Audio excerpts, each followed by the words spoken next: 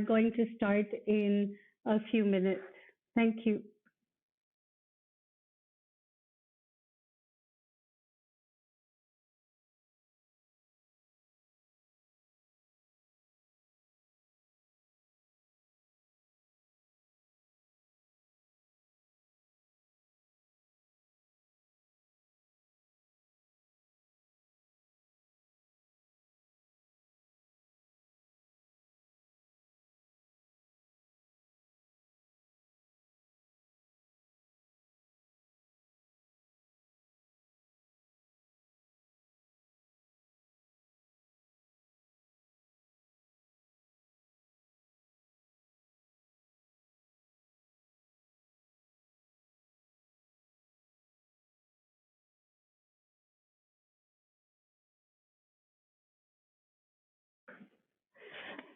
Dr. Zaidan, you can start now. Thank you. Good morning and good evening and good afternoon to all of you. Distinguished delegates, ladies and gentlemen, it is my great pleasure to welcome you all and to declare open this second joint special virtual session of the subsidiary body on scientific, technical, and technological advice and the subsidiary body on implementation. I would like to thank you all for your participation today, and I thank you for your patience as we had to delay the start of our meeting to ensure everyone was properly connected. I would like to once again thank the Executive Secretary and her staff for the preparations made for this meeting, and my fellow members of the COP, SBSTA, SBI bureaus for their support. To set the stage for our discussion, I would like to offer a few words. The ongoing COVID-19 pandemic has affected us all in many ways. I would like to express my solidarity with all parties and observers, especially with those who have lost loved ones or suffered special hardship from the impacts of the pandemic. As we all know, the work of the Convention and the other multilateral bodies has been interrupted or delayed. This special session, like the ones we held in September, is being convened with a view to maintain momentum towards the 15th meeting of the Conference of the Parties to the Convention, COP15, and also to facilitate preparations for the 24th meeting of the subsidiary body on scientific, technical, and technological advice, SBSTTA-24, and the third meeting of the subsidiary body on implementation, SBI-03, which have been postponed to 2021. I hope that it will also allow parties and observers. Now there are only 2 lines. To gain further familiarity with the online platform and with the procedures for conducting meetings.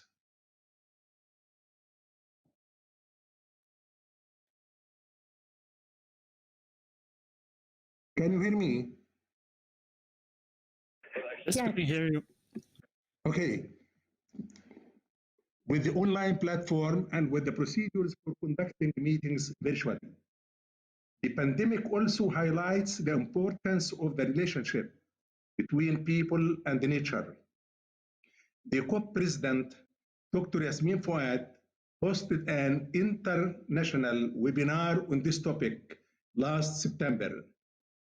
Heads of state and government at the United Nations Summit on Biodiversity also emphasized this link, and many called for increased efforts to conserve biodiversity to reduce the risks of future pandemics.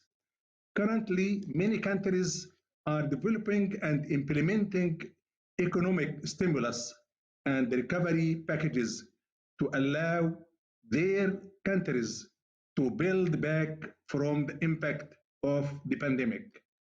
Today and tomorrow, we have an opportunity to further examine the links between biodiversity and health, including the links between biodiversity loss and the emergence of zoonotic diseases, and consider how these can be taken into account in all our efforts to build back better. I look forward to our discussions that will lay the ground for further consideration of these issues at the meetings of SBSTTA-24 and SBI-03 next year. And as we further develop the post-2020 global biodiversity framework. Distinguished delegates, we are very pleased to have with us the chair of SBSTA, Mr. Ezequiel Benitez Diaz of Mexico, and the chair of the SBI, Ms. Charlotta Sorkvist of Sweden. I now hand over the chairing of this joint session to you both, Ezequiel and Charlotta.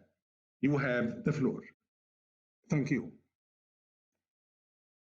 Thank you, Dr. Sedan, for opening this second joint special session on the theme of biodiversity, One Health, and the response to COVID-19, and for your remarks.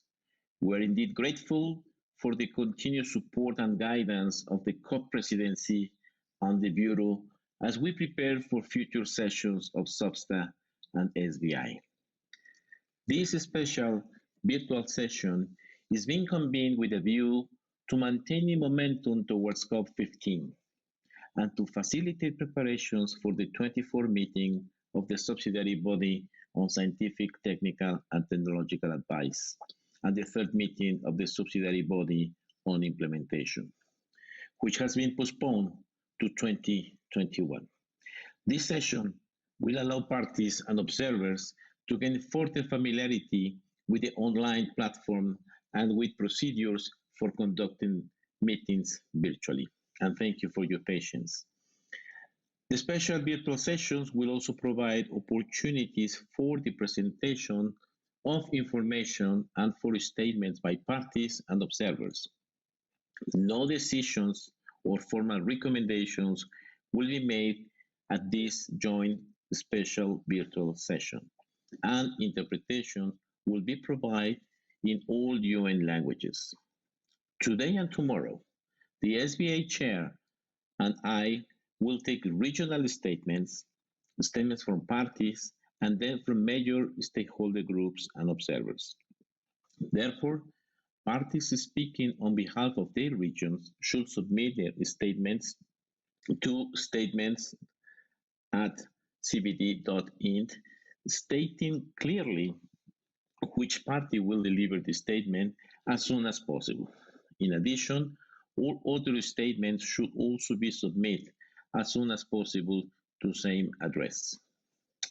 Now, I would like to turn into our focus for today.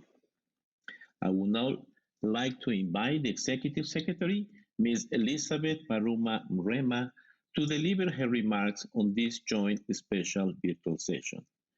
Elizabeth, please raise your hand and you have the floor.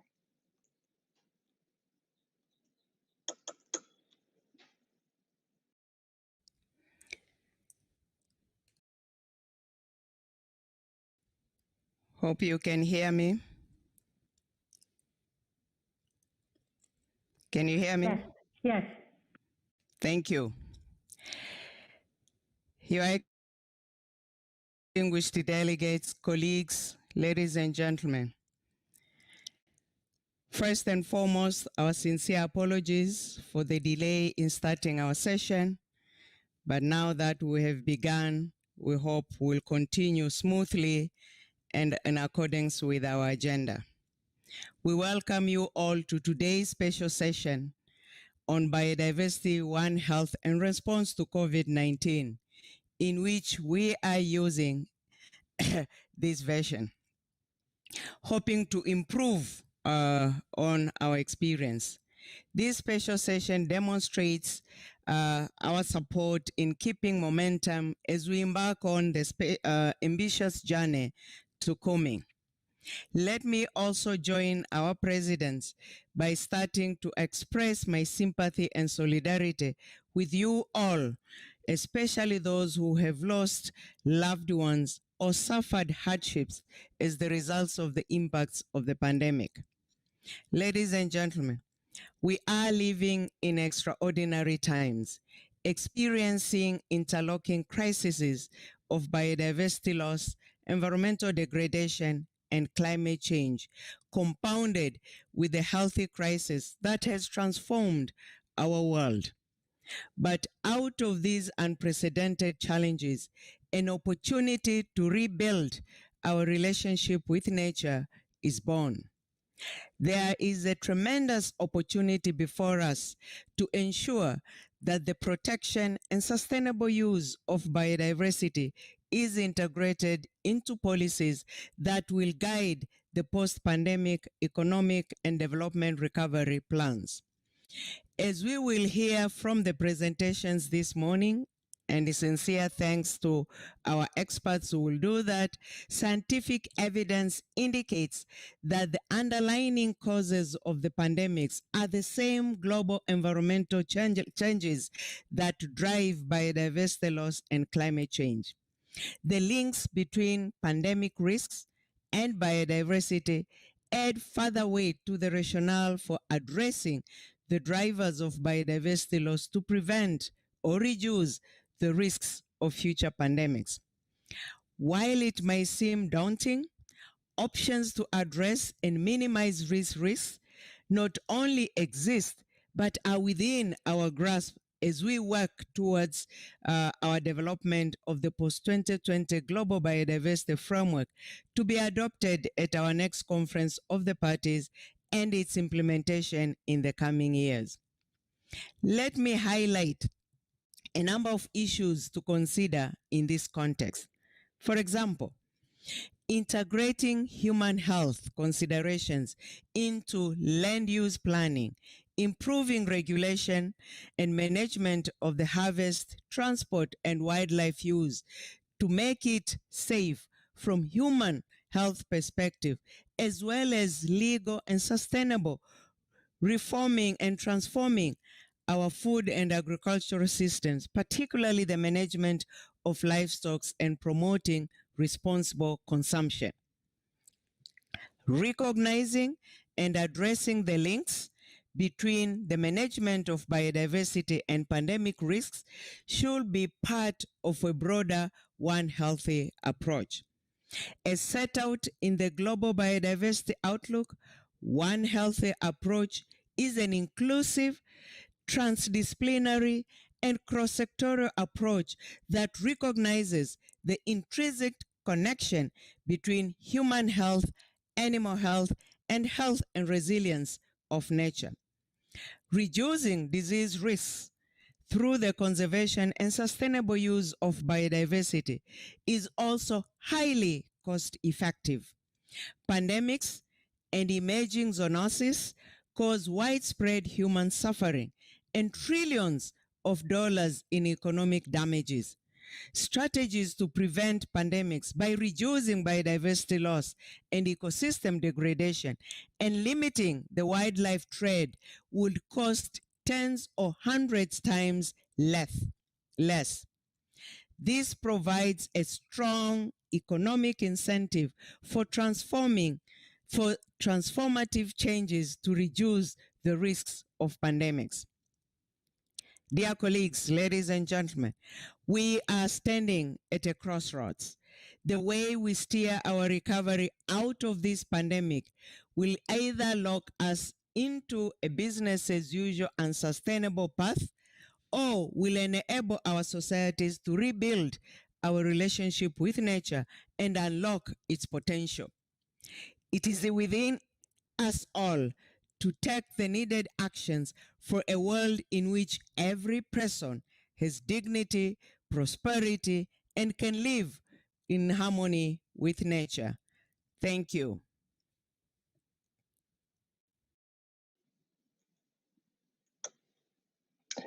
Thank you, Ms. Maruma Rema, for your inspiring remarks.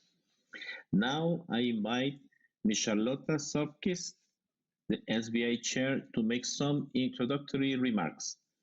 Ms. Charlotta Sopkis, please, you have the floor. Thank you, Mr. Benitez-Diaz. Distinguished colleagues, I would also like to welcome you all to this second joint special virtual session of the SBSTTA and the SBI. As the SBSTTA Chair has reminded us, the purpose of this session is to maintain the momentum of the intergovernmental process, as well as to provide an opportunity for all stakeholders to share their views on several essential themes that are highly relevant to the rapidly changing world we live in. We often underscore that our discussions must be timely. Colleagues, I think we can safely say that our discussions during the next 2 days will be as timely as they come. In this joint special virtual session, we will discuss the important interlinkages between biodiversity and health, One Health approach, and our collective response to the COVID-19 pandemic. In short, our themes are literally drawn from the headlines of today. Finally, allow me to take a moment to highlight the virtual aspect of our meeting. This session will provide parties and observers with an opportunity to further familiarize themselves with the procedures for conducting virtual meetings. And I also apologize for the delay today, but together we will continue to develop our own best practices for making maximum use of this online platform. In this past year, we have made great progress in adjusting and adapting to our new virtual venue, and I think we learned a lot. I sincerely hope that we can continue this positive trend with this session. I invite you all to take the opportunity to speak, and I look forward to hearing your interventions. Thank you. Thank you, Ms. Sopkis, for your inspiring remarks, and I look forward to sharing this session with you. If you will permit me, I too would like to add my opening statement to Ms. Sopkis' statement. Distinguished participants, I would like to join my colleagues to welcome you all in this second joint special virtual session for SBSTTA and the SBI. Biodiversity-health, the global response to COVID pandemic, including through the One Health approach, are well much in the focus of global science, policy, and management debates these days. We have in front of us interesting and useful documents prepared by the Secretariat to highlight the latest knowledge and thinking on this, to provide the basis for finding the best ways to build back better. We also have 3 questions to address, which may structure our deliberations today and tomorrow. More specific and detailed information can be found in several reports and papers, including the World Health Organization, IPBES, UNEP, and many other organizations. You may find reference to them in your further exploration in the pre-session and information documents. The topic of our special session was suggested by the SBSTTA Bureau and supported by SBI Chair and the COP Bureau as a very timely issue which is of high relevance to the work of both subsidiary bodies. And many elements of the agendas for the upcoming meetings, SBSTTA-24 and SBI-03, it is also highly relevant to the post-2020 discussion, as well as to the SBSTTA agenda item on biodiversity and health. While we do not have any formal outcomes of this meeting, I believe our deliberations during these 2 days may provide useful additional information basis for discussions next year. One of the goals of this session is to test in real mode all aspects of the online meeting format that may be applied to the session of SBSTA and SBI next year. Going jointly through this experience, we can build trust and learn how the system is working to allow for smooth and productive meetings of the subsidiary bodies. So I thank a lot the patience for starting with this new normality, let's say. Together with SBI Chair and the Secretariat, we will capture and analyze experiences and lessons learned from this meeting to inform the preparation for the sessions of SBSTA and SBI next year, and share this with both bureaus. I look forward to your active participation and interesting interventions, while keeping our strict regime time to allow us to hear as many interventions from parties and observers as possible. I would now like to hand the chair to Ms. Sarkis, the SBI chair, and invite her to continue with the program. Charlotta, you have the floor. Thank you, Ezekiel. During this session, we will hear keynote addresses on COVID-19, biodiversity, and the One Health initiative from a perspective of science, World Health Organization, opportunities presented to build back better, and from the entity that operates a financial mechanism, the Global Environment Facility, on how COVID-19 is impacting the GEF's work. As we shall now see some presentations, I recommend all registered participants who are participating through the interactive platform to use the so-called pin view. That is the center icon among the three icons you will see at the bottom left of your screen. The center icon among the three icons you will see at the bottom left of your screen. That way, the presentation should be easier to follow. First, I would like now to invite Mr. Peter Daszak, Chair of the IPPES workshop on biodiversity and pandemics, and the President of EcoHealth Alliance, to provide a science-based perspective on biodiversity and pandemics.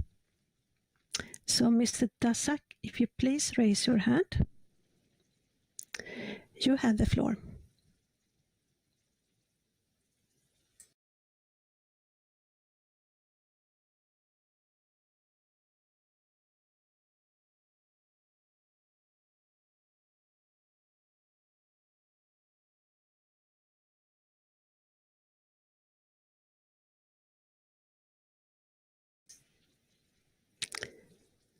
Are we still waiting for Mr. Daszak?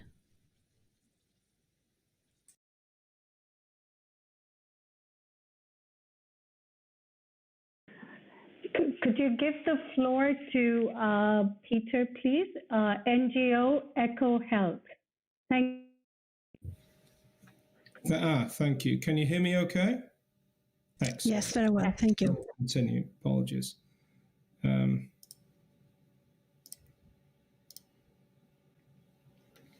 One second, I will find the right.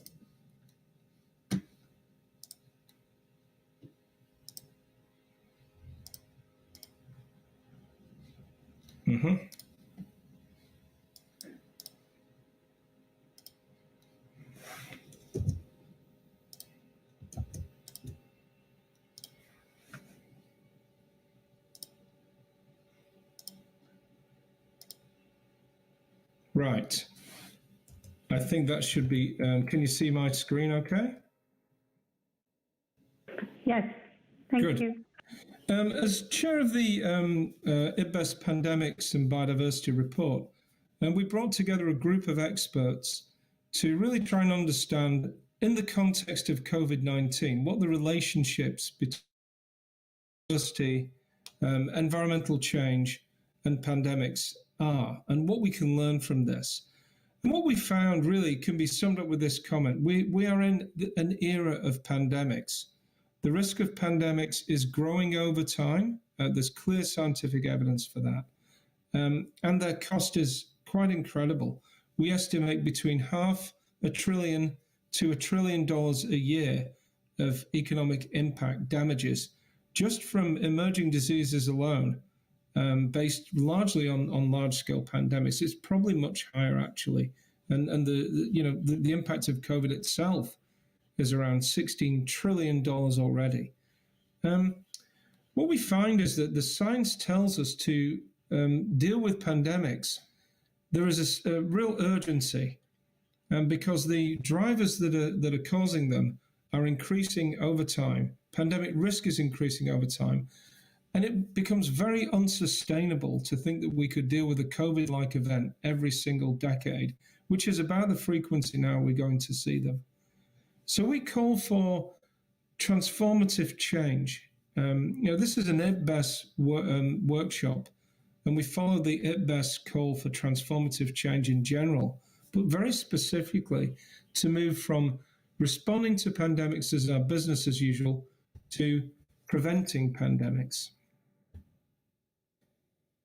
Almost every single pandemic known in the last 100 years plus are caused by zoonotic diseases, diseases that have their origins in animals, usually wildlife, often involving livestock. If we just think of a few more recent ones, HIV/AIDS, a very significant pandemic of the last 60 years or so. The origin in chimpanzees is pretty clearly shown. Ebola, Zika, SARS, influenza viruses that have their origins in wild birds, and then the viruses from them get into livestock, commingle, change genes around and become pandemic. But of course, the cause of pandemics are not wildlife. The cause of pandemics are our interactions with wildlife. When we look at the underlying drivers of emerging diseases, the science tells us very clearly that on a global scale, things like land use change, deforestation, urbanization are strongly correlated with the origins of emerging diseases. Agricultural expansion and intensification, wildlife trade and consumption of wildlife and their products has been linked to a whole series of prior outbreaks and has been linked to COVID-19. And of course, climate change, which will become more and more significant in the future. These drivers are complex, difficult to measure, but there is clear scientific evidence of their linkage to pandemic risk. And one of the reasons why we keep seeing new diseases emerging is because one of the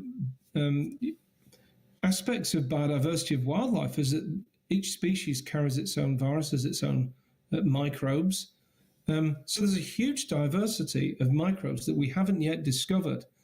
Maybe as many as 1.7 million unknown viruses circulating in mammals and birds alone, any one of which has the potential to be pandemic. We don't yet know because we've not yet discovered them. So part of our biodiversity discovery needs to focus also on the microbial diversity that's out there. There may be benefits to that, both in protecting us with better vaccines, but also in some of the other ecosystem services we've derived from microbial diversity, for instance, antibiotics, which are in turn worth billions, trillions of dollars annually to our economies. But the policy frameworks and options that we lay out in this IPBES report are really quite new and significant, I think. We suggest that it might be possible to bring together a One Health approach to dealing with pandemics. One Health describes the relationship between the environment, wildlife, and people. Animals that carry microbes that don't really do any harm to them, that when they get into humans through environmental changes drive disease risk is a key driver of zoonotic pandemics. So to deal with this, we need more than a tripartite arrangement that has been very successful among WHO, OIE, FAO. that has now been joined, I believe, by UNEP, we call for a potential policy option of an intergovernmental council on pandemic prevention, so that we don't just focus on dealing with outbreaks after they emerge, or with strengthening One Health measures to reduce the spread of a disease, but actually trying to prevent pandemics. I think that this is the point in time when we need to move towards that. And finding out what the scientific data tell us about disease emergence and coordinating a framework to monitor disease risk and block it. And we really hope some of these options get picked up. Building a framework that brings together an understanding of trade and an understanding of disease risk, following some of the really successful efforts of CITES to provide a framework to reduce the risk of endangered species being used in trade. We need to now think about how to reduce the risk of pathogens being spread through trade, which clearly was part of the COVID. And then to bring the economic impact of pandemics into the risk planning when we think about large-scale projects that involve things like deforestation, road building, infrastructure development, agriculture intensification or expansion. All of those have an inherent risk of producing diseases. Let's try and assess those before we engage in these large-scale projects. It's not to say we can't do the large-scale projects, but the science tells us that there will be a cost for that in some cases that may be even higher than the benefits of those large-scale projects. So monitoring, evaluating, assessing risk, and changing the way those projects happen. And above all, it's clear that our business as usual approach, just like climate change, is not making the world a better place for us to live in and wildlife. We are seeing an increased risk of diseases, an increased economic shock. We're going to see more pandemics. They're going to emerge quicker, spread faster, crash our global economies at a more frequent rate than in the past. The science tells us that. So doing something substantial would be very beneficial. In fact, as we wait now for a vaccine, we've had 79 million people infected by COVID, a very significant impact. So again, the cost benefit of doing something towards prevention of pandemics is very significant. If there's $1 trillion of economic damages annually from pandemics and other emerging diseases, it's 2 orders of magnitude less to design the sorts of programs that would reduce pandemic risk around deforestation, around reducing the risk in the wildlife trade that you're going to hear about from other NGOs today, I'm sure. And that is a when we see the level of damages from this pandemic. So I want to thank you for your attention. Strongly congratulate the CBD and others and all the NGOs that are involved in this effort, and really encourage you to read the IPBES report, #pandemics report on the IPBES website. Thank you very much. Thank you, Mr. Dasak, for your very enlightening presentation. And for you, I would also like to express our appreciation to all the authors of the report. Thank you very much. I would now like to invite Ms. Cristina Romanelli from the World Health Organization to provide a perspective on the One Health initiative. So, Ms. Romanelli, if you please raise your hand.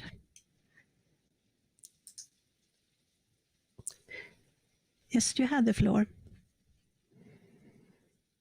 Thank you very much. In fact, Dr. Maria Neira, the director of our Department of Environment, Climate Change and Health at WHO, was very much looking forward to sharing a few words with you here today, but has had to leave a few minutes early to chair another meeting. So I am here sharing a few words on her behalf. And I'd like to begin by joining in the call for solidarity that the Executive Secretary and the COP presidency laid out this morning, and also thanking the CBD Secretariat for inviting us, for inviting WHO to this table, and to commend it for its vision, really, in convening this special session of SBSTA and SBI. I think that Maria would no doubt have begun by acknowledging, as other speakers have, in fact, that we're living in a truly unprecedented moment in human history. And as the Executive Secretary and COP presidency have also eloquently noted, you know, this pandemic has really shown us that the fate of all our communities is really very intimately linked to the natural world. And I think that we can all agree that no single event in modern history is more illustrative of the intimate connections between people, other living beings, and the ecosystems that nurture all life on Earth as this pandemic. And, you know, WHO has very long been aware of the intimate interrelationships between people and planet. For instance, over the past decade, WHO has strengthened its commitment in working with partners such as the Convention on Biological Diversity, UNEP, but also many others through the WHO CBD Joint Work Program on Biodiversity and Health. And it's also long been committed to working across sectors to strengthen holistic One Health that, as Peter noted, bring together human, animal, and ecosystem health as foundational pillars, if you will, of global health security. And to do so, it's been working for well over a decade on One Health, including in close collaboration with the Food and Agriculture Organization, with the World Organization for Animal Health, who are the other two core members of the Tripartite Alliance on One Health, to address One Health threats at the human-animal ecosystem interface by, in fact, promoting cross-sectoral collaboration to address risks from zoonosis. And I think what's important to these discussions is that at the global level, currently, WHO is really making a very concerted effort together with its partners to work with other members of the Tripartite Alliance in bringing the UN Environment Program as a key partner in this alliance, so as to better integrate the environmental determinants of health, which really have been long neglected in the One Health narrative. So bringing us back to the theme here today, biodiversity, I think we can all agree and all know now, is really the foundation of human health. And as Peter has indicated so clearly from the IPBES report on biodiversity and pandemics, many of the underlying drivers of disease emergence really cut across a really large range of human practices that are both destructive to nature and wildlife and amplify disease risk. Among them, we know that large-scale deforestation for livestock and agriculture development, resource extraction, uncontrolled infrastructure development and urbanization, the way we produce, trade, and regulate both domesticated and wild species used as food and medicine. So all of these are actual drivers of disease emergence that, coupled with other environmental, social, and economic determinants of health and human behaviors, drive the potential for diseases to emerge and spread. And I think that now, more than ever, the COVID-19 pandemic really has increased public awareness of how human health is intimately bound with our relationship with nature, but especially our mismanagement of it. And while the exact origins of COVID-19 specifically remain unknown, we do know that they are ultimately rooted in our broken relationship with the natural world. And we also know that over the past half century, the majority of new zoonotic pathogens that eventually spilled over into human populations are largely the result of a combination of ecologically destructive human activities. Or COVID-19, as Peter briefly stated, scientific evidence has indeed provided us with so many examples of how land use changes, including deforestation, agricultural production and intensification, the overuse and misuse of pesticides, fertilizers, and antibiotics in our food production systems and livestock are all associated with an increase in infectious disease outbreaks. So both zoonotic, which we're primarily discussing here, but also vector-borne, and not just for emerging infectious diseases, but also for endemic infectious diseases. So what's important to remember is that these drivers are not only driving biodiversity loss and disease emergence, but they're also driving climate change, which in fact is having a multiplier effect, if you will, on human health. So even as the world right now is focused on COVID-19 and is focused on zoonotic diseases and pandemics, we can't forget that biodiversity is part of so many non-communicable diseases, which are still today the leading cause of morbidity and mortality globally. They're often described as silent killers. Unhealthy diets alone are responsible for 11 million adult deaths every single year. Yet nutrition security is rarely considered in One Health approaches. So today, to discuss how to expand this vision, an effort that WHO is truly deeply committed to. While the comprehensive WHO CBD State of Knowledge Review on Biodiversity and Health was released and adopted by the CBD Conference of the Parties 4 years ago already, its key messages are still more relevant today than ever.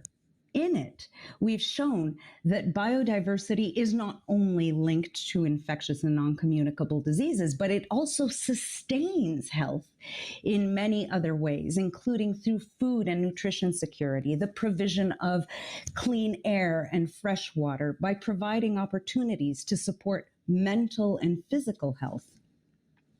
Conservation and sustainable use also build social and ecological resilience and confer protection against the devastating impacts of climate change and disasters.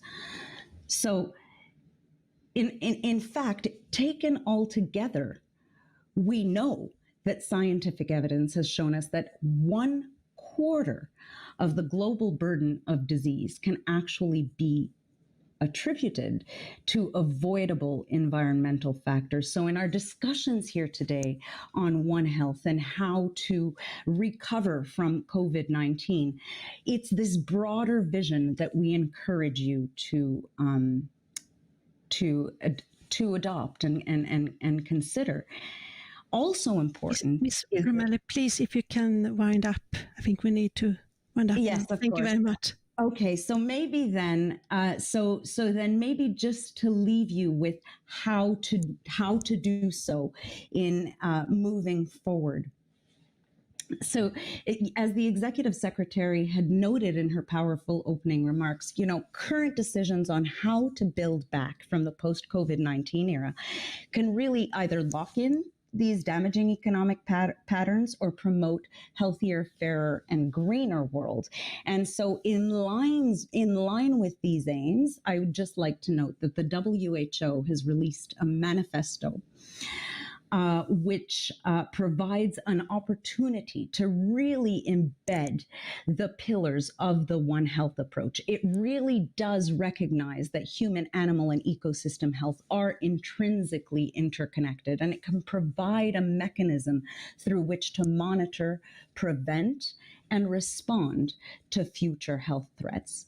both by expanding the scope of One Health so that we can ensure that prevention efforts integrate mechanisms that link across these different spheres, that they also take into account different interlinked variables such as unsustainable consumption and production, and that they consider other public health threats such as antimicrobial resistance, as well as amplifying risk factors, including climate change. So maybe on this final hopeful note, I do invite you all to consider in these discussions the six pillars of the WHO Manifesto for a Healthy, Green, and Just Recovery, noting that the very first of those pillars is based on the protection of nature.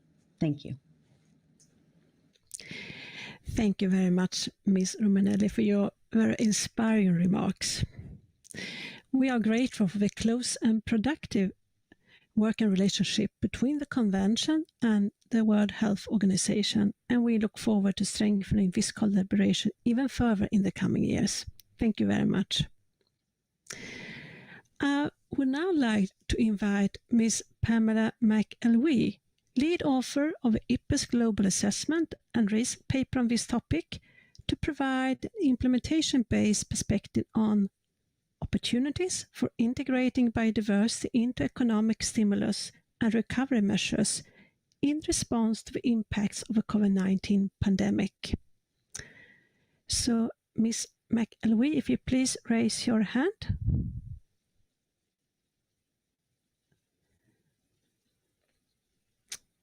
You can have the floor. Great, thank you very much. Can you hear me? Great, thank you. Thank you very much for the opportunity to present today. I would like to speak a bit about a recent paper we have published on ensuring a post-COVID economic recovery tackles global biodiversity loss. Just confirming everyone can see that. Great, thank you. So this paper I'd like to discuss today had a number of co-authors, which I'd like to acknowledge, and it was published in One Earth just a couple of months ago. It's available for anyone to read who would like to look at it in more depth. So our paper was aimed at trying to understand how the post-COVID economic agenda could achieve both the important aims of stimulating economies and dealing with unemployment, but also potentially tackling the key drivers of biodiversity loss, particularly those that were identified in the 2019 IPBES Global Assessment. So to remind everyone, those drivers included land use change, direct exploitation, climate change, pollution, and invasive species as direct drivers, which are underpinned by a series of indirect drivers, such as economic growth. So my co-authors and I, who were all contributors to the global assessment, went back to that report to pull out specific actions that would target those underlying economic drivers that we could potentially reconfigure to try to address post-COVID recovery plans. Note that when we went and evaluated some of these potential options that would be aimed at fixing the economy, the economic goals were the primary ones, and thus they might be implemented by economic or finance ministries rather than ministries of the environment. So for example, we all know that protected areas funding, if that was increased, it would likely have economic benefits as well, but that's a goal for biodiversity first and economics second. In our analysis, we wanted to highlight actions that have primarily economic aims and then figure out how to make them strong tools for positive impacts on biodiversity. Or at the very minimum, structure these economic options so that they did no harm to nature. However, when we actually looked at existing and proposed recovery plans that countries, we found that in fact, very few of our best potential measures were being taken. So if we look at the existing recovery packages, they've used a number of approaches and economic tools so far. So, for example, central banks have played important roles in asset purchasing. And there have been critiques, however, that this funding has gone to fossil fuel companies or other sectors that might do harm to biodiversity. And this is because many banks have imposed no conditionality on recipients of these liquidity funds. So therefore, having do no harm safeguards for both climate and biodiversity in place for these central banks would in fact help guide these cash infusions. There are other national measures, including those targeted to businesses and individuals, which range from strengthened safety nets to emergency bailouts to changes in tax structure and rates. We suggest that many of these can be made more biodiversity friendly or at least do no harm. And this is important because some of these measures may in fact have inadvertent negative impacts, particularly as there's been a rush to get recovery money out the door. So an example of this is reduction in VAT taxes, which inadvertently might increase unsustainable consumption. In this case, more targeted reductions in VAT on certain green goods, such as electric vehicles or sustainably grown food, would in fact be a more appropriate approach. So right now, when we examine the existing and proposed country-level strategies, we do in fact see a number of potentially positive actions, which I do want to highlight on this map. But overall, we can see a couple of things. First, there's more attention to climate than to nature. And really only the EU has what we might call a combined approach. But even there, biodiversity support is less in terms of overall funding than climate investments. So we do see some countries in green have in fact particularly targeted biodiversity in their recovery approaches. And the most common way for this targeting to happen is through restoration or tree planting funding and through green jobs. So I'll speak more about that in just one moment. So in our analysis of what biodiversity positive economic actions might look like, we assessed both short and longer term measures and ones that could be taken across a range of actors.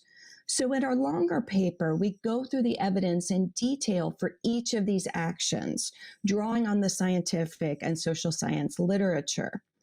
So just to summarize some of these today, I will say that the important message we want to get out is how many possible tools there are and how positive they can be for biodiversity.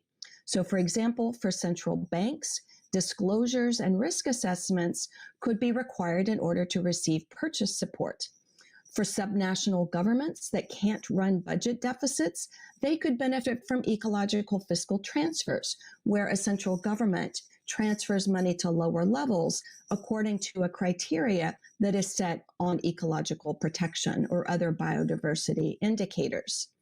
New initiatives that could be made more biodiversity friendly might include things like green bonds for biodiversity, universal basic income approaches, or measures to nudge towards more sustainable consumption through increased resource caps. And we give examples of all of these in our paper.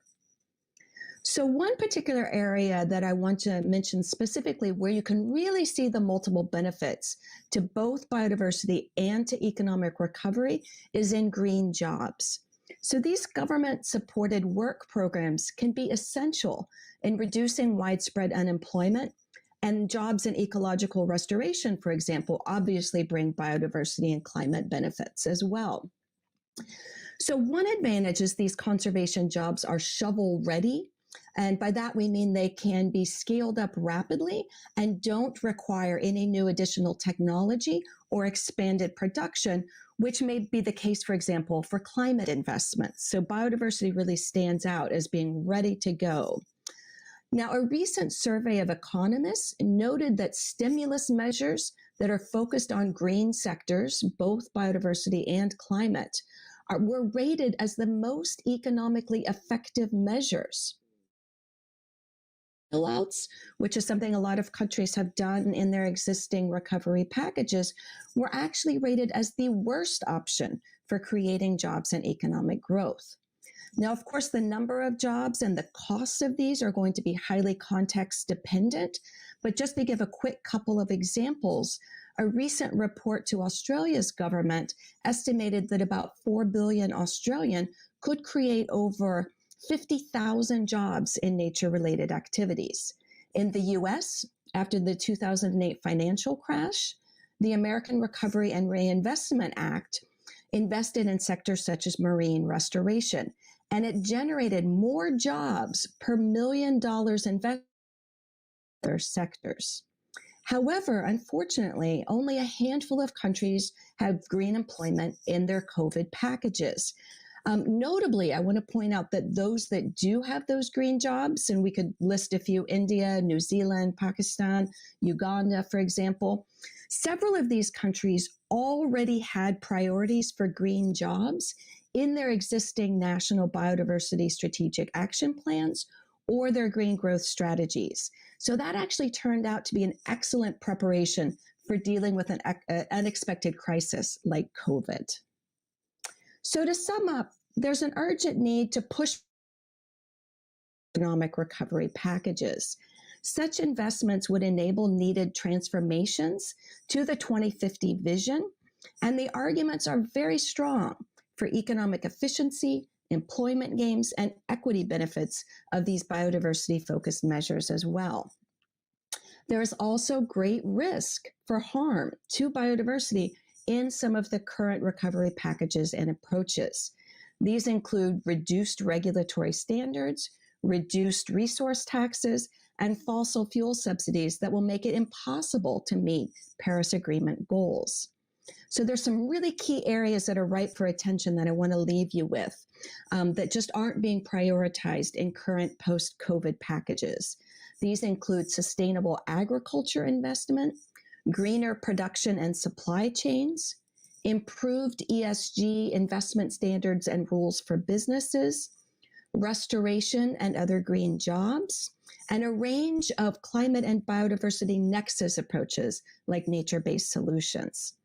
So I really encourage environment ministries to work hand in hand with finance ministries to design appropriate packages that focus on these areas and have both short-term and long-term recovery options.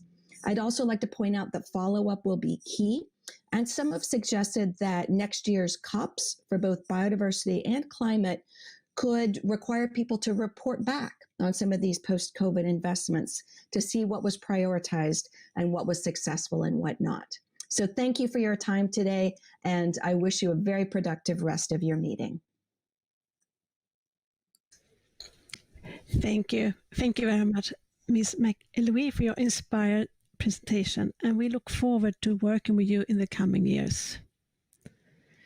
I would now like to invite Simski from the Global Environment Facility Secretariat to give us a perspective on how the GEF is responding to the impacts of COVID-19 on its work, including an update on its COVID-19 task force. Mr. Simski, please raise your hand. Yes, you have the floor.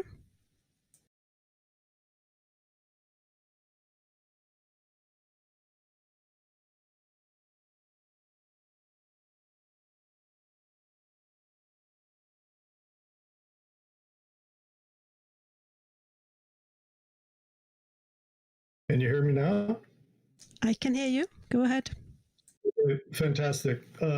My colleagues at the CBD Secretariat have kindly agreed to share their screen and move the presentation forward. So if they could do that now, that would be great.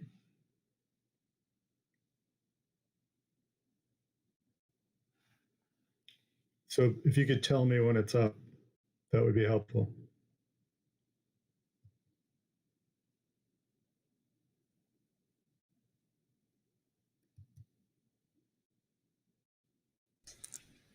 Waiting. Yeah, now it's up. There we go. So if we could move to just the introduction slide, please. And of course, good morning, good afternoon, and good evening, colleagues from around the world. My name is Markowski. I head up the Biodiversity Secretariat, and we'd like to thank the CBD for the invitation to talk a little bit about our work in response to the pandemic and the formation of a task force that we convened to particularly address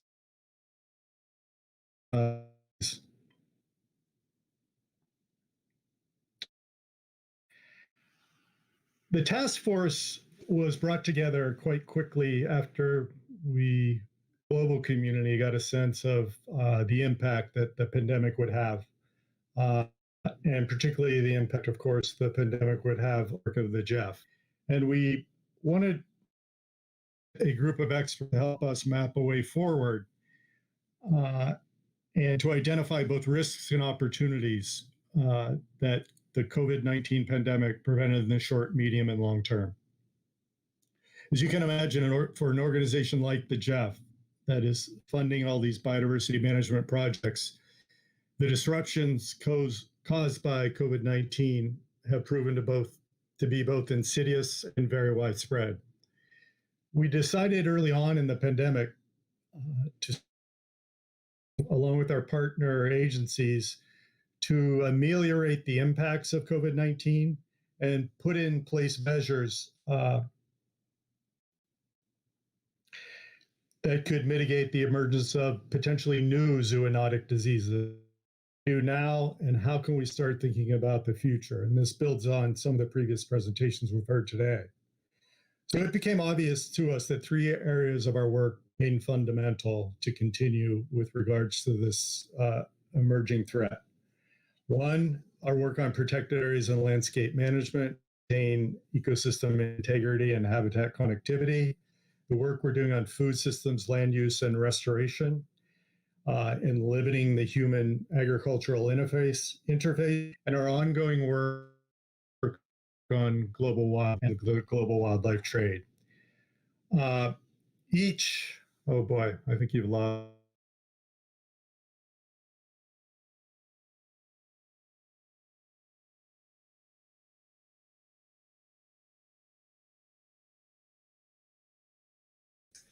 Secretary, I think that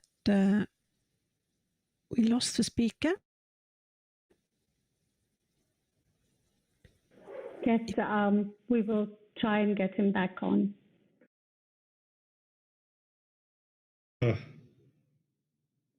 He's back on. Okay, I turned off my camera to see if that will help. So you can hear me now? I can hear you. Okay, perfect. So we believe these three areas of our work could continue to play a central role in how we dealt with COVID-19. Next slide, please. So the work of the task force can be divided into short, medium, and long-term objectives. In the short term, we envision greater focus on wildlife trade and consumption challenges through our global wildlife program.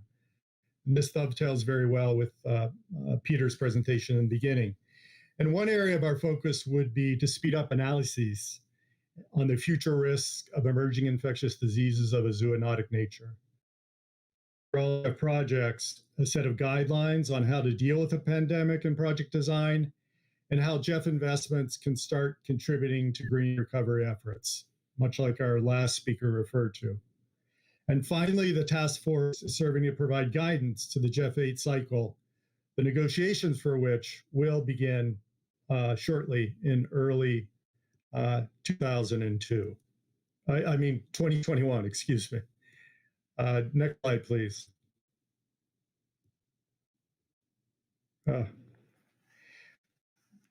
The task force is composed of like-minded organizations, one of which you heard from today, including GEF agencies, conservation NGOs, and health and philanthropic foundations, all of whom have generously invested their time and expertise to help us consider how best to tackle the challenges of COVID-19.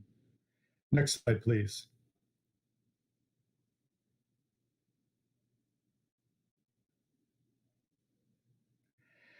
Now, the way the task force works is we meet twice a month, and we've methodically went through various thematic opportunities, so to speak, in the Jeff portfolio to look at how we might reorient or repurpose or refocus the work we're currently doing. So we started off with wildlife trade and consumption and looked at the links of the pandemic to these elements of wildlife. Second, we looked at sustainable forest management in the Amazon and the way we're implementing that through our Amazon Sustainable Landscapes program. And we did this thinking of future pandemic risks in other currently relatively intact forest ecosystems. Third, we looked at our food systems land use and restoration program and the opportunities that the impact of food systems on large-scale landscape development and the interface of land use planning and how to mitigate human, wildlife, and human agricultural settlement and wildlife space.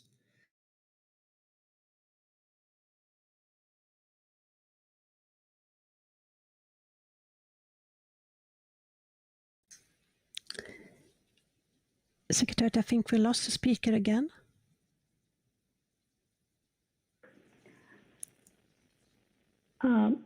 Yes, well, I see that. Mark, are you able to come back on, or should we move on? I see you're there, but your internet is showing weak.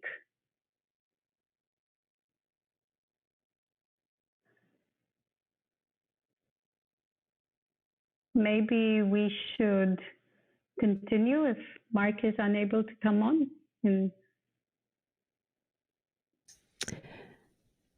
Okay, I don't know how many slides was left in his presentation.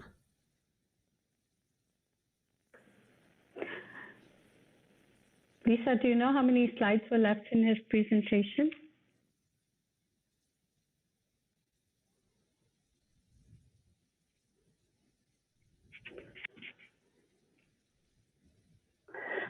Two more slides are left. I think we should continue. Apologies for this, everyone. Thanks.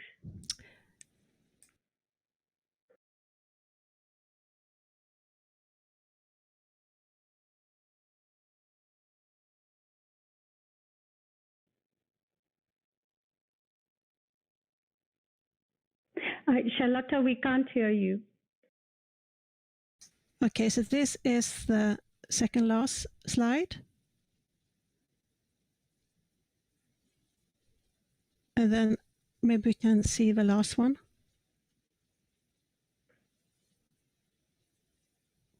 Thank you. Okay, I think we have to stop it by this, and I'm very sorry for this. And Mrs. Simp, if you still can hear us, I would like to thank you very much for your inspiring remarks. And it was very interesting indeed, and we really look forward to working with you in the coming years. So I think we need to continue. Distinguished delegates, let us now turn to the key item for our consideration today on biodiversity, One Health, and the response to the COVID-19. I would like to remind you, as Saptashar already has done, this special session will provide opportunities for presentation information and for statements by parties and observers.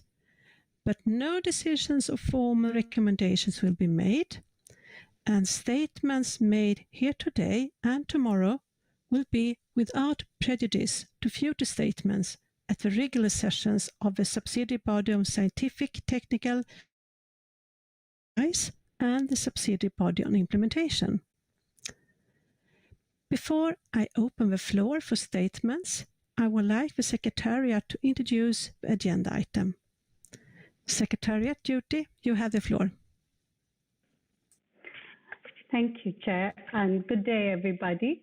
To facilitate the deliberations at this special session, The Executive Secretary has prepared several documents for your consideration.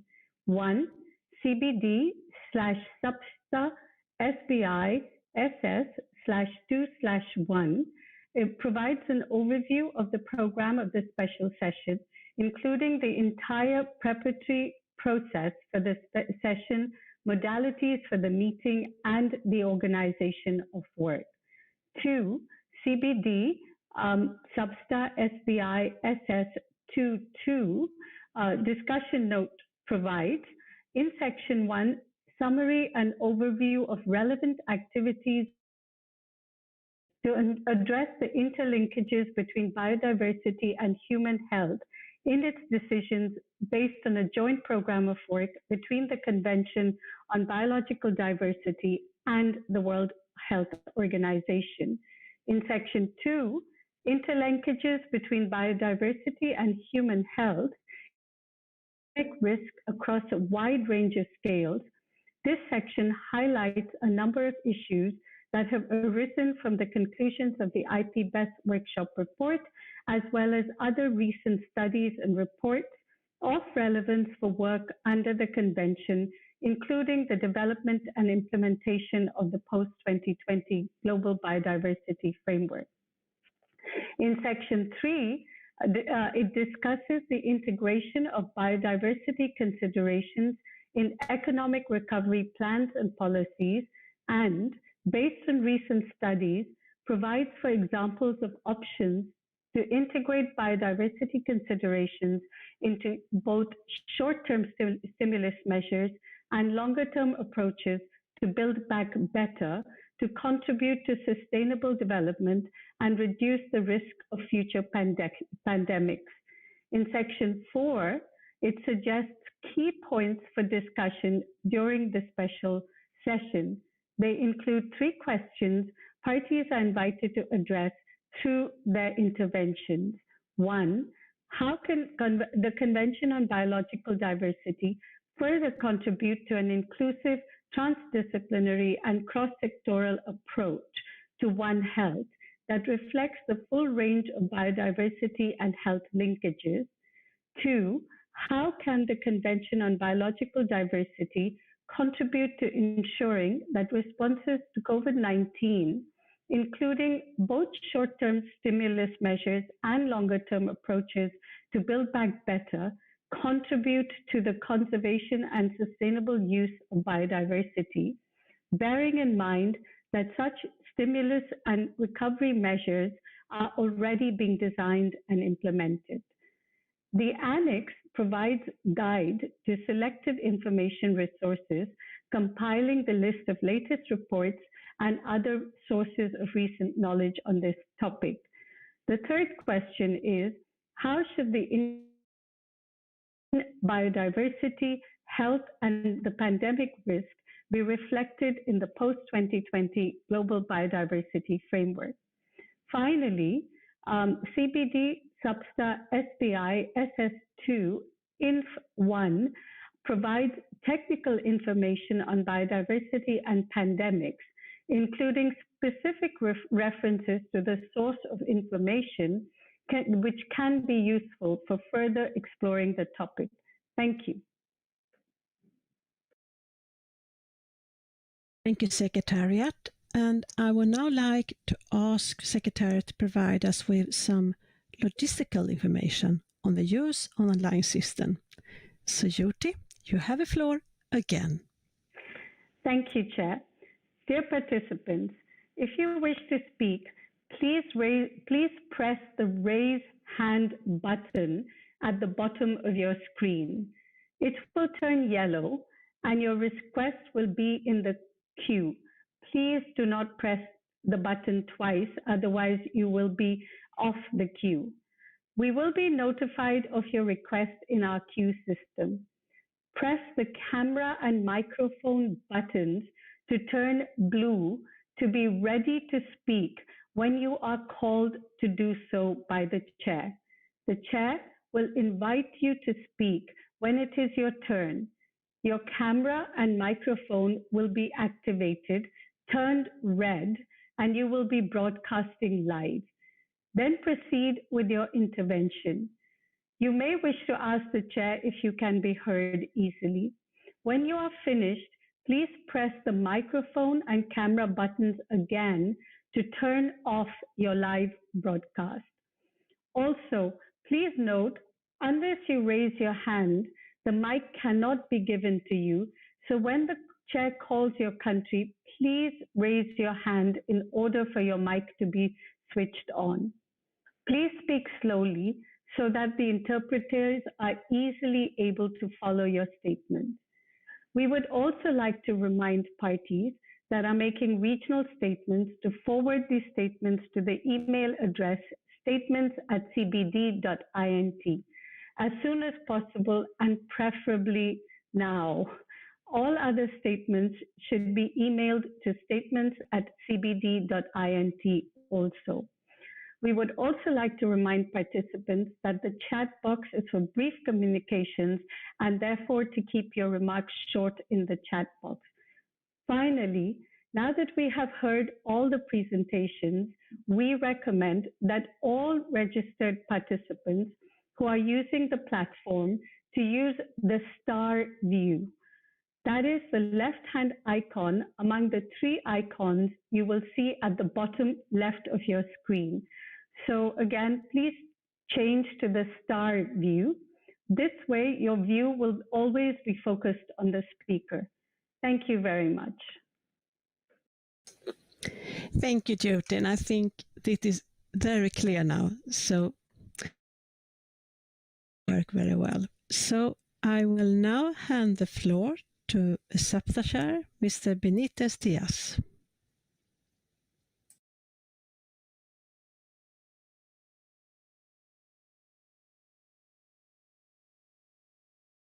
Thank you very much, Charlotta. And as I indicated at the beginning of the session, we will start with regional statements, followed by parties and then observers.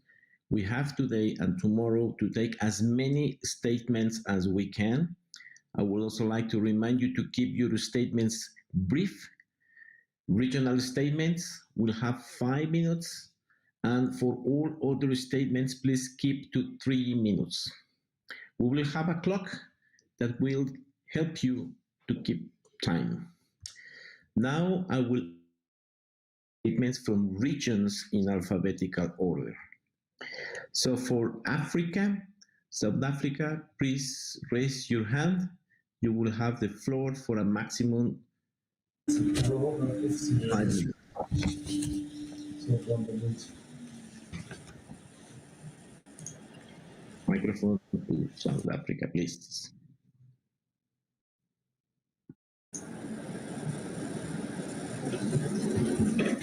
Chair, do I have the floor? Okay, thank you very much, co-chairs. Please take note that South Africa will be speaking on behalf of the African region as chair of the African Group of Negotiators. Africa would like to acknowledge the relevant studies done under the Convention regarding the health and biodiversity, including recent activities undertaken by the Secretariat in the context of the COVID-19 pandemic. The African Group appreciates all the input from a number of recent reports, including a report by the Intergovernmental Science Policy Platform on Biodiversity and Ecosystem Services, APBES, and studies conducted by the Organization for Economic Cooperation and Development, the OECD, and the United Nations Environment Programme, the UNEP. Equally important is that Africa acknowledges the 5th edition of the Global Biodiversity Outlook, GBO5, that recognizes the full range of linkages between biodiversity and all aspects of, and also addresses the common drivers of biodiversity loss, disease risk, and ill health. Distinguished co-chairs, parties, governments, and stakeholders, the emergence of COVID-19 has reframed the discussion on the post-2020 Global Biodiversity Framework. and demonstrated that governments must take a holistic, multi-sectoral approach to prevent or at least decrease the severity of future pandemics. The One Health concept, which has gained traction due to COVID-19, provides a framework that addresses issues beyond health, including issues of livelihoods and food security. This provides an important framework for ensuring that sustainable use of biodiversity and equitable sharing of benefits of biodiversity can result in conservation outcomes for the good of people and the planet. In order to avert future planet and human health catastrophes, policies must keep low-income and marginalized communities, wild and domestic animals, and the environment in mind when planning. Ladies and gentlemen, Africa remains concerned about the impact of the global pandemic in the continent, which resulted in thousands of fatalities. The COVID-19 pandemic arrived at a moment when prospects for many African countries were promising. This pandemic has further exposed the entrenched inequalities in our societies. Therefore, there is no time to delay the right and access of women to contribute and meaningfully participate in decision-making and policy development to ensure a gender-responsive approach. But more importantly, it is essential to allocate adequate resources for programs targeting the development of women and girls so that no one is left behind. Furthermore, co-chairs, the current COVID-19 crisis has clearly demonstrated that biodiversity-rich countries are heavily dependent on tourism revenue to support their conservation efforts.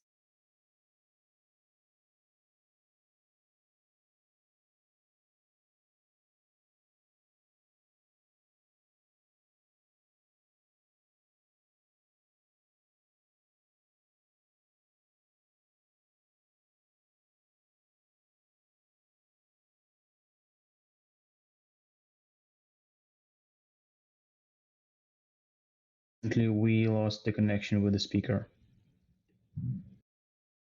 Thank you very much for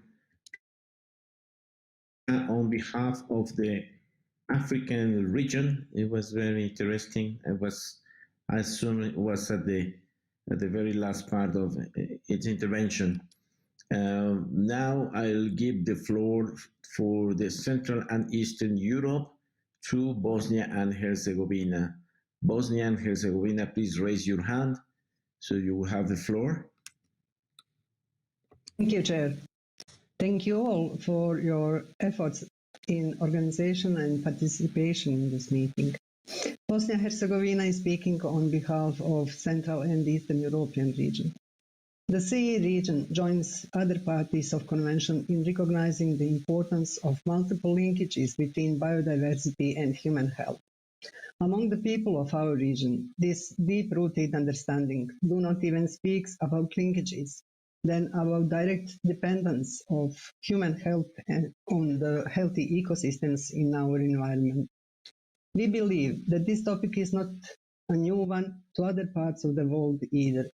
It has been embedded in different civilizations since their beginnings.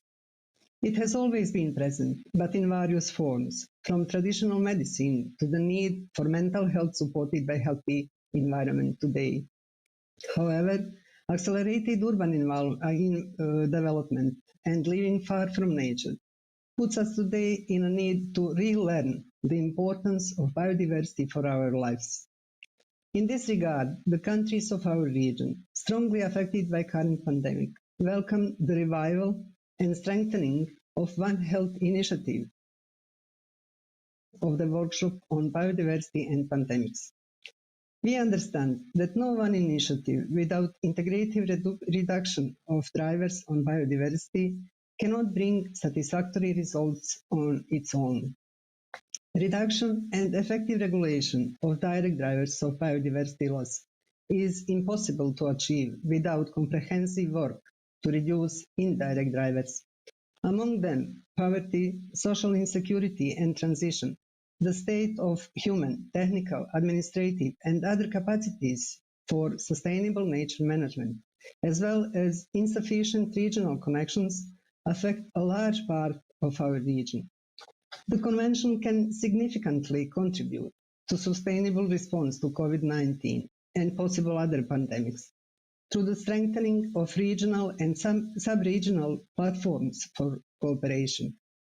For example, a green recovery for the CE region should be defined to provide support for efforts to meet existing threats and challenges to nature, not just promoting immediate economic growth, then ensuring healthy environment and people's livelihood in the longer term. It implies that the recovery from COVID-19 is at the same time an opportunity to promote policy change that can restructure regional and global society. Another sub-regional example is just adopted the Sofia Declaration, which aims to promote and implement a new growth strategy towards a modern, climate-neutral, resource-efficient, and competitive economy under the framework of the Green Agenda for the Western Balkans. This refers to Biodiversity Task Force of the Southeastern Europe as a mechanism for regional cooperation and strategic planning on biodiversity conservation and implementation of commitments under the CBD.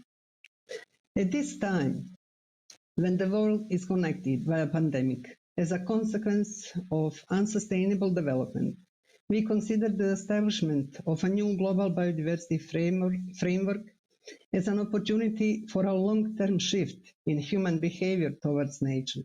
We strongly call for the unity of the parties of the Convention in the development of an efficient and long-lasting framework, which will not neglect the efforts made so far, but should also be feasible for all of us.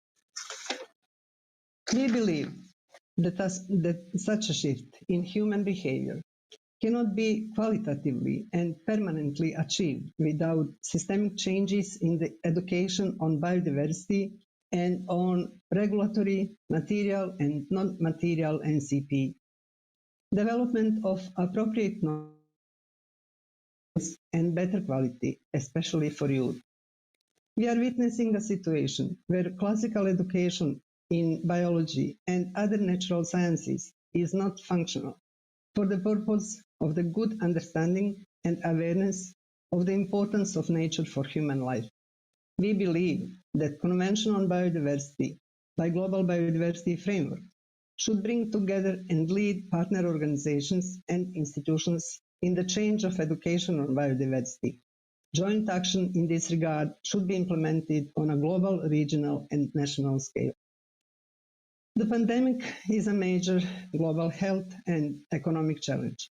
Nevertheless, challenges said civilizations as an opportunity for learning and progress. We hope it will be the same this time as well. Thank you, Chair.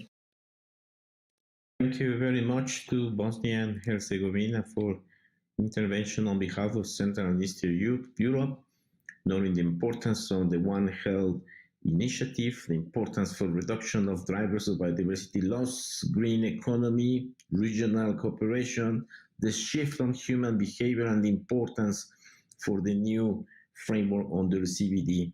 Also recalling Africa mentions on the inequities, the importance of the tourism, and to maintain biodiversity healthy.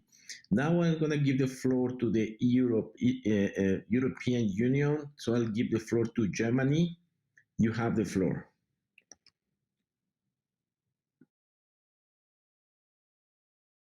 Thank you. Distinguished chairs of SBSTTA and SBI, distinguished colleagues, ladies and gentlemen, I'm honored to address this virtual session on behalf of the European Union and its member states. The EU and its member states would like to express their deepest compassion with the victims of the COVID-19 pandemic and its economic and social consequences. It is a challenging time for everyone, but we are aware of the particularly harsh impacts on the vulnerable. We appreciate all efforts to advance the development of the post-2020 Global Biodiversity Framework, and recall the urgency to continue this process. We therefore thank SBSTTA and SBI chairs and the Secretariat for organizing this meeting. Distinguished co-chairs and colleagues, the risk of pandemics is increasing rapidly around the world. Science tells us that among the underlying causes of pandemics are the same global environmental changes that drive the loss of biodiversity and climate change, human disruptions in ecosystems. In addition, poaching, as well as illegal, purely regulated and insufficiently controlled trade in wild animals and products increase the risk of pandemics due to a higher chance of zoonotic spillovers. The COVID-19 pandemic reminds us that human health, biodiversity loss, and climate change are interdependent. Biodiversity and climate are crucial for human well-being and achieving the Sustainable Development Goals. Therefore, it is of utmost importance to tackle this planetary emergency in an integrated way and make the transformative change needed, leaving no one behind. We can reduce the risk of zoonotic infectious diseases and pandemics by several means. We must learn the lessons from the corona crisis and act accordingly. Firstly, these lessons must be translated into the overall ambition of the post-2020 Global Biodiversity Framework. We must take the necessary actions to protect, restore, and sustainably use our biodiversity. For instance, we need to increase and effectively manage protected areas. We need to effectively tackle the drivers of biodiversity loss, and the goals and targets need to reflect the necessary ambition. Secondly, we should apply the One Health approach, encompassing the interconnections between human, animal, and environmental health. This should be clearly and explicitly reflected in the post-2020 framework and incorporated into cross-cutting and sectoral strategies and action plans.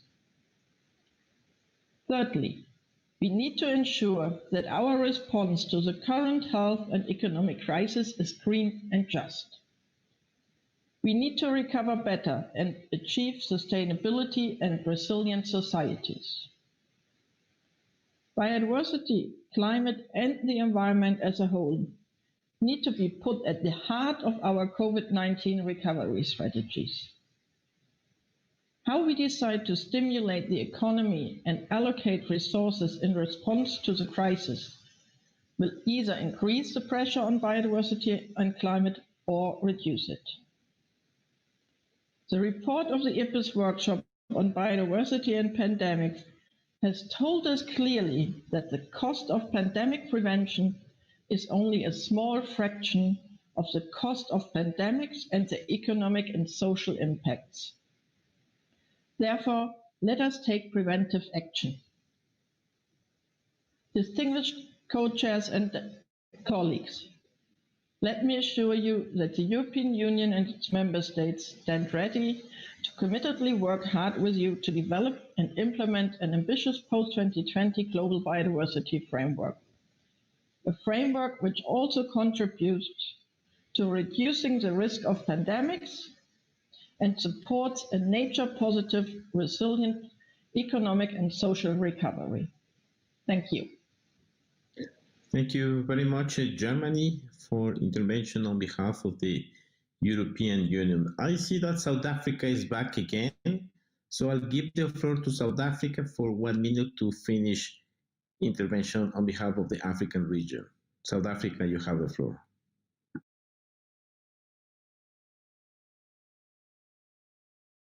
Thank you very much, Chair. I hope you can hear me. Thank you.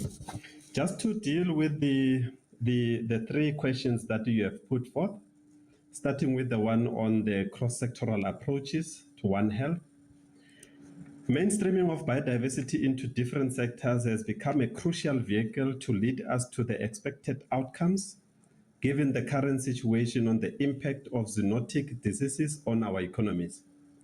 The African group is of the view that the program of work on biodiversity and human health under the Convention needs to be enhanced, and the current draft framework reflects a specific target on this matter.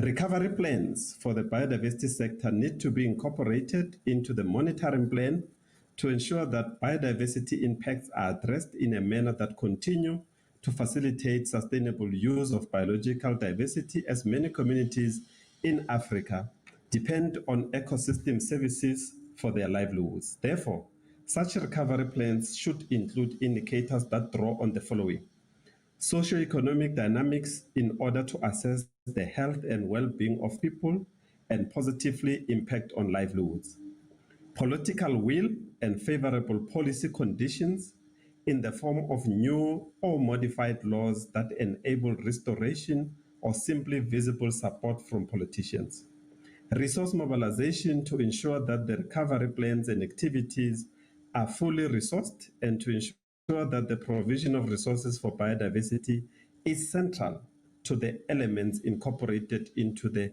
post-2020 Global Biodiversity Framework; the biophysical aspects in order to assess the physical change in land use and land cover over time.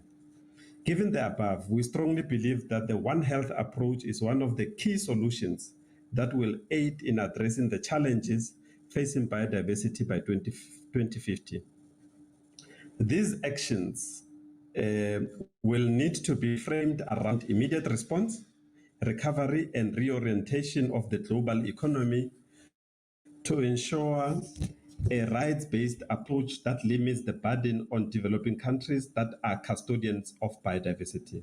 But more importantly, an approach that ensures that these countries are able to meet their development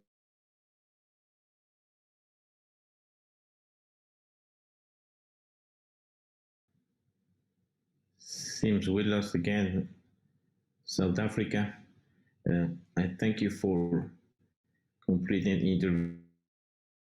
The floor to Australia on behalf of the Just Cans group. Australia, you have the floor.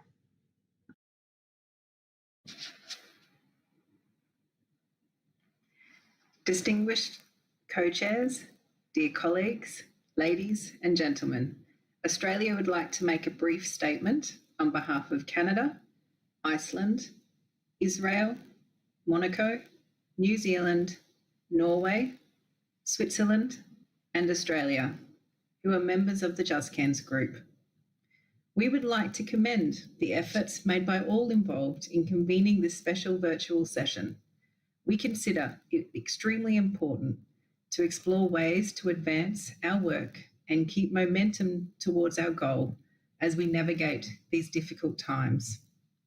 We would also like to express our appreciation of all the work done to address the important interlinkages between biodiversity and human health, as highlighted in the discussion note. We welcome the theme of this special virtual session on biodiversity, One Health, and COVID-19. In light of the recent pandemic, we consider it is now more important than ever that we all truly appreciate the significance of environmental health and its intrinsic link to human health. The rapid decline in biodiversity is difficult to overstate, and our encroachment upon the changes to the natural environment is a major driver to the emergence of pandemic threats such as COVID-19. It is critical that the new framework ensures that biodiversity conservation is a crucial part of the building back better, and thereby lowering the risk of new pandemics.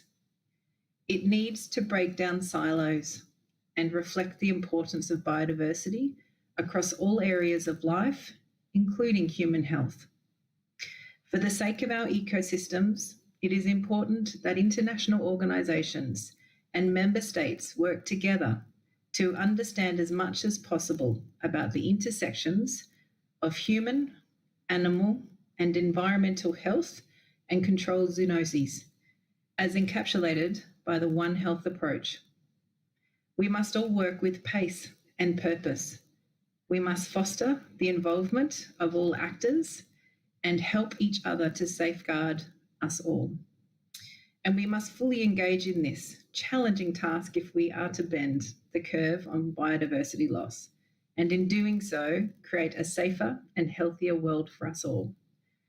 Thank you. JustCans looks forward to productive and successful discussions here and throughout the process. Thank you, Chair. Thank you, Tia. Australia on behalf of JustCans. Now I open the floor for intervention from parties. So you can raise your hand and we can give the floor as you are appearance. I see that the list is growing. We will do our best in the remaining time we have available. We have a little bit more than 15 minutes before we need to close and to continue tomorrow with the list. So I'll give the floor now to Brazil, followed by Malaysia and Mexico. Brazil, you have the floor. Thank you, Mr. Chair. It is a pleasure Thank you, Mr. Chair. It is a pleasure to take part in these special sessions for SBSTTA and SBI to discuss biodiversity, One Health, the COVID-19. Brazil would like to express its thanks to the Secretary for convening this meeting and maintaining the momentum. Brazil is one of the largest mega-diverse countries, holding roughly 20% of the world's biological diversity.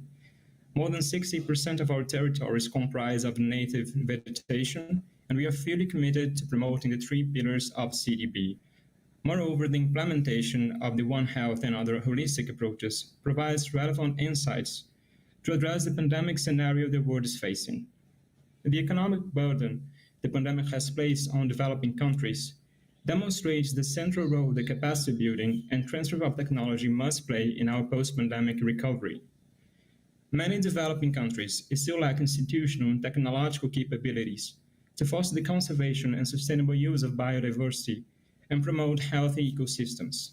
Thus, the pandemic is a powerful reminder that the international community needs to provide adequate means of implementation to developing countries.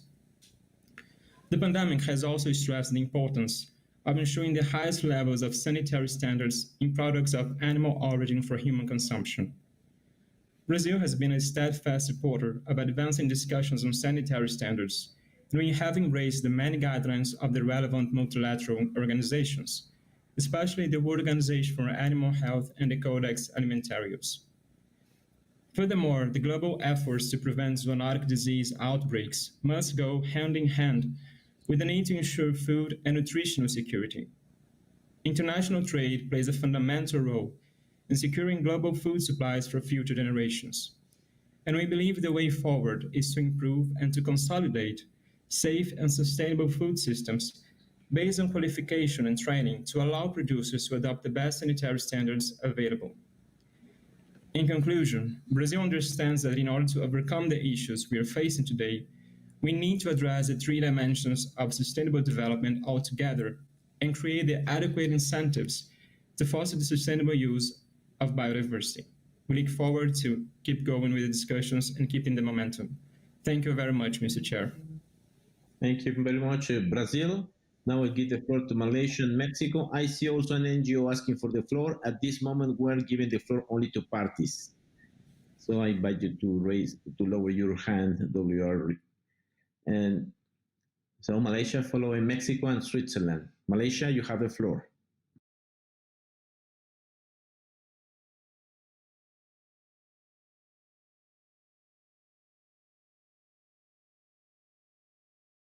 SBSTTA-24 and SBI-03 on biodiversity, One Health and COVID-19.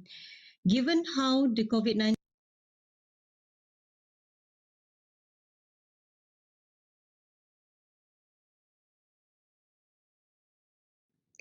Can you give the microphone to Malaysia again, please? Go ahead.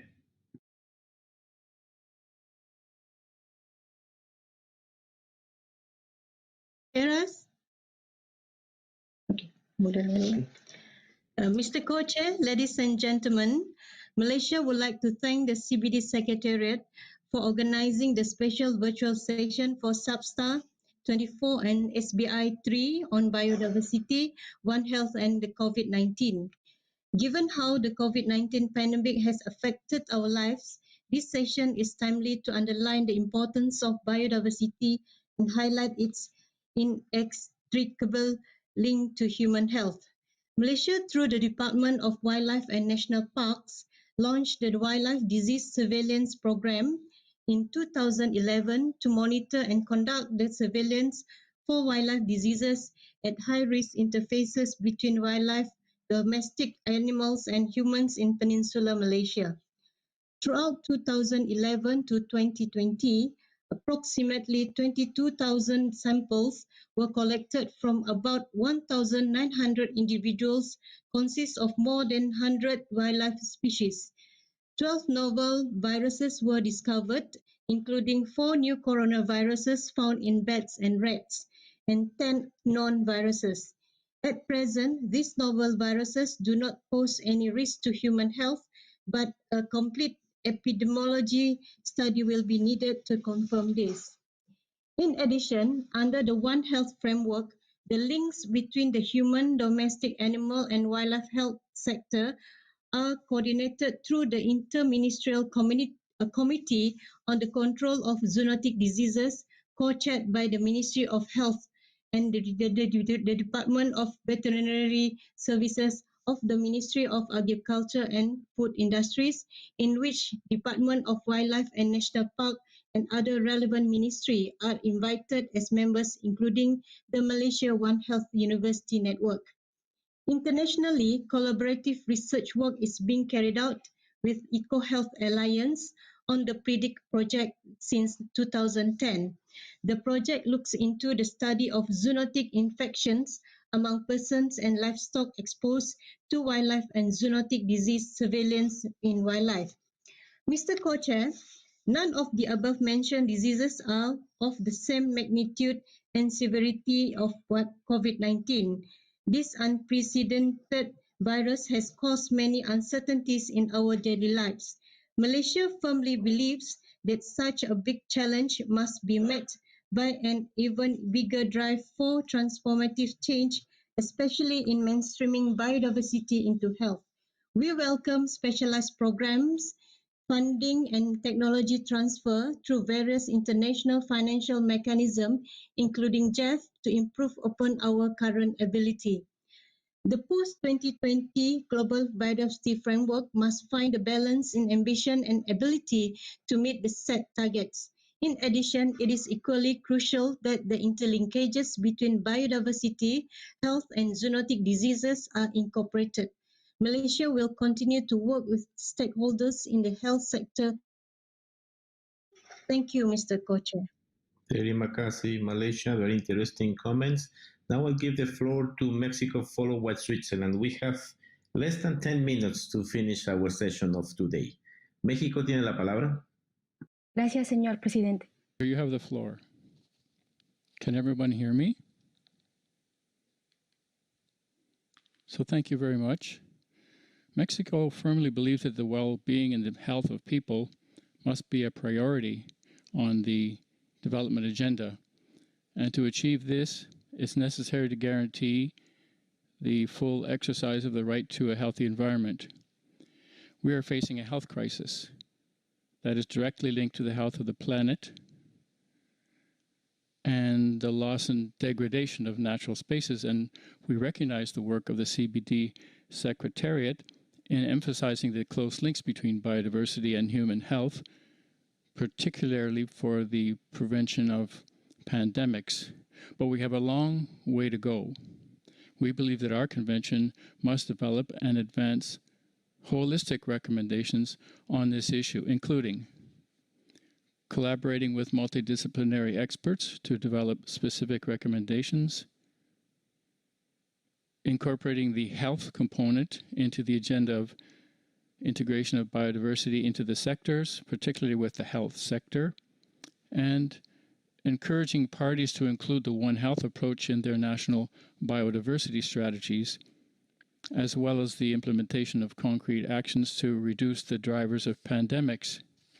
Now, on the second question that was raised, we do generally support the IPBES report, but we do not agree to promote the reduction of wildlife consumption and trade or discourage it with additional taxes.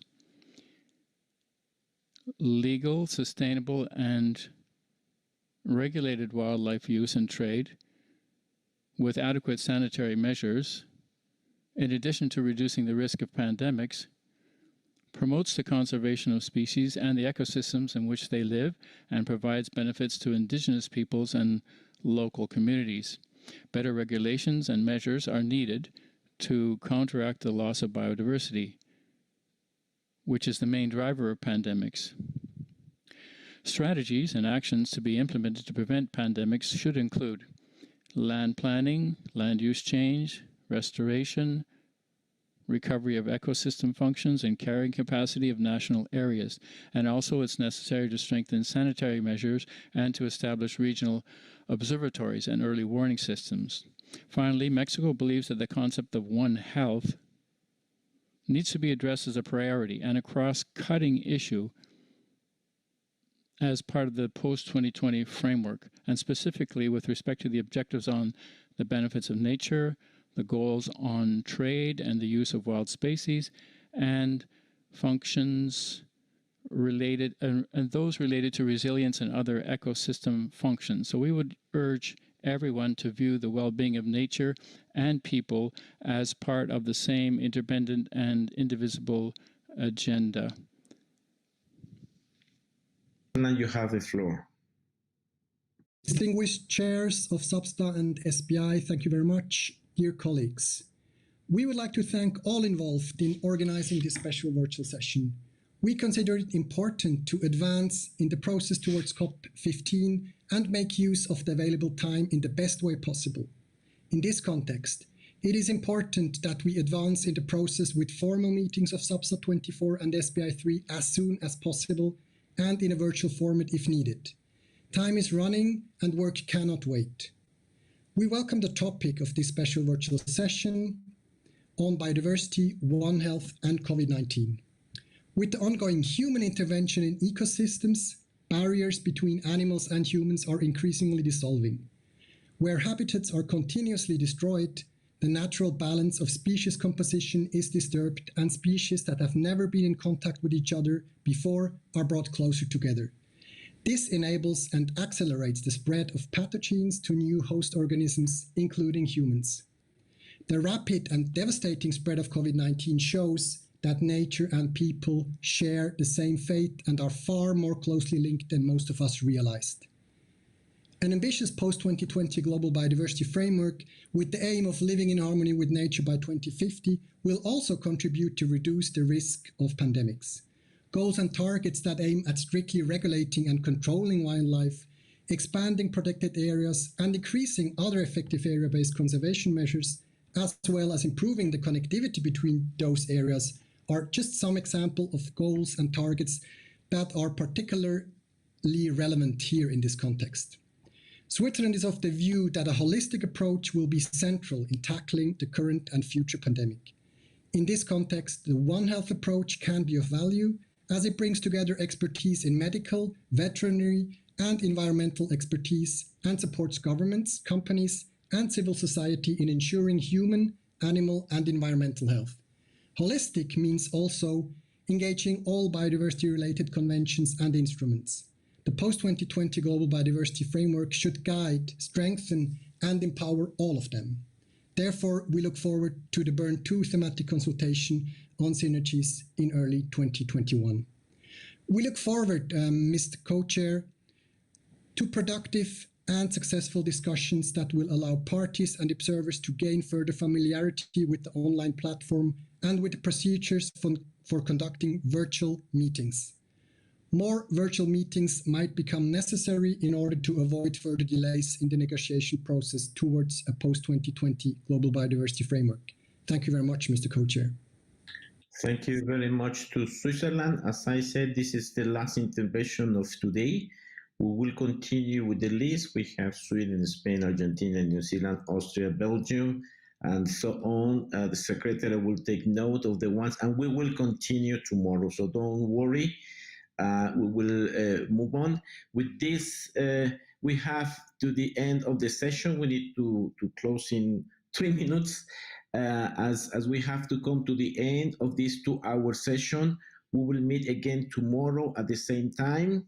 I invite you to try to connect minutes in advance to avoid any delays. And I do also thank for your patience on this trial for this new normality in virtual meetings. And thank you all for your participation today. We will continue with the statements from the parties I mentioned and observers tomorrow. We have made the list of parties and observers who have raised their hands, and we will start with the current list tomorrow morning.